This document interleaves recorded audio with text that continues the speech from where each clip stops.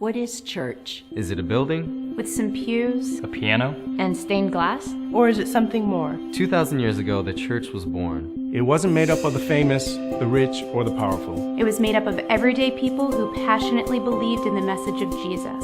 It was the beginning of a revolution of love and freedom that would change the world forever.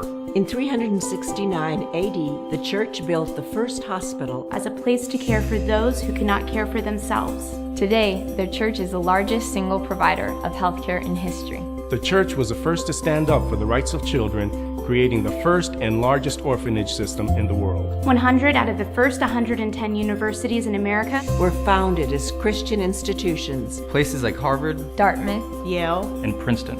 much of the world's greatest art, architecture, Literature. and music has been shaped by the church. But the impact of the church isn't just ancient history. Today, the church is stronger than ever. And continues to impact every corner of the world.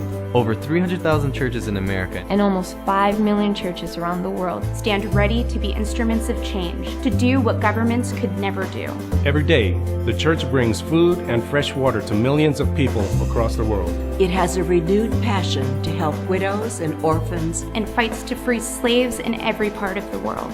It stands ready as a first responder on the scene to provide relief for victims of disaster. The ripple of Jesus' impact can be clearly seen and felt in the church today. And it's made up of people like me and you. Today, you didn't just come to a building. You came to a revolution 2,000 years in the making. The world is facing as much trouble as ever. But we are not afraid. We were created for such a time as this. we will continue to do what we've always done. Proclaim the message of Jesus. To help a world that needs him so desperately. Welcome. Welcome. Welcome. Welcome to church.